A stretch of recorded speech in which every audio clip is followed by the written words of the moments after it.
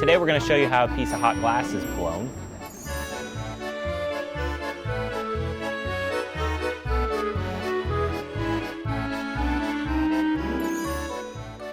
Clear glass or cullet is simply shoveled into the glass melting furnace and at 2,000 degrees is melted into the hot gooey liquid that we know is glass.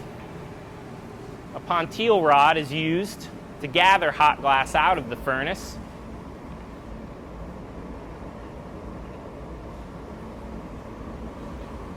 At 2,000 degrees, even clear glass looks orange.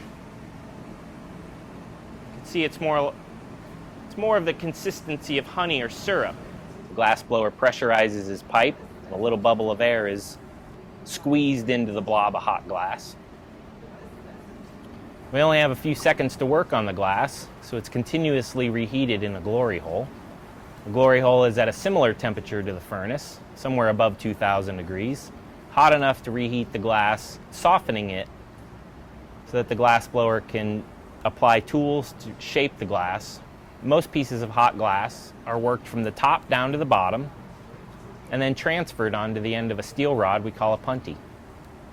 The punty is hot enough to stick to the bottom of the piece of glass.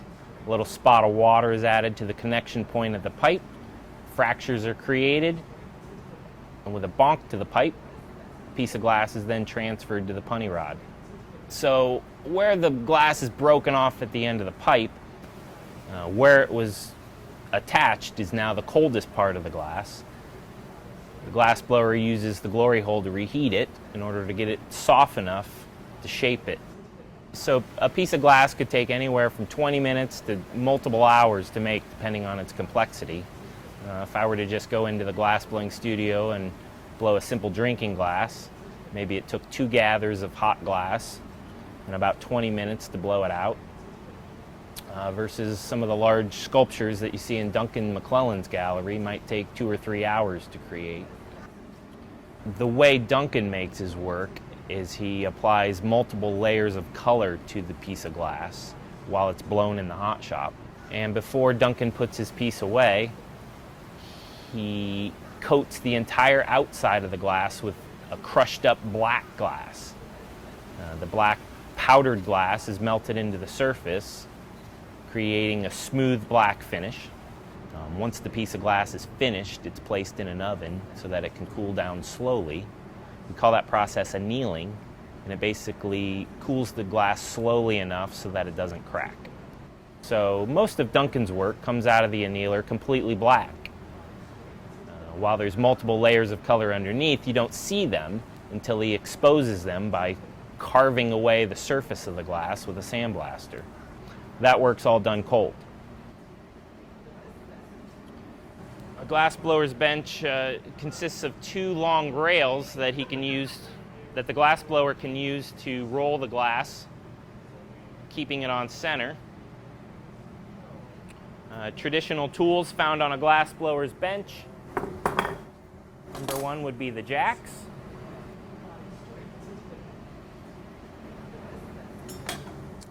We have a series of different types of shears. Straight shears, large and small. Diamond shears.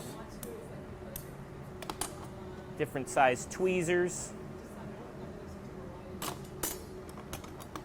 We have different paddles. We call this a tagliole. Simple butter knife.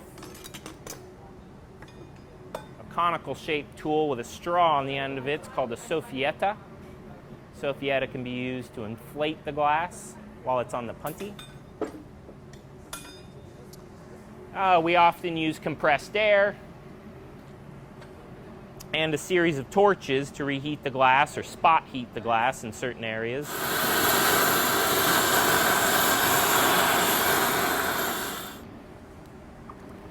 Wooden blocks are used to shape the glass. So this machine we call a glory hole. It's a simple combustion chamber made out of insulating refractory brick. The glory hole is designed to reheat the piece of glass while we're working with it. Much like a blacksmith, We have to continually reheat the material in order to get it hot enough or soft enough to reshape it. The glory hole is also designed with different sized doors that open and shut depending on the size of piece of glass you're making. The temperature of the glory hole is in the neighborhood of 2,000 degrees. Depending on the piece of glass you're making, that can be hotter or cooler.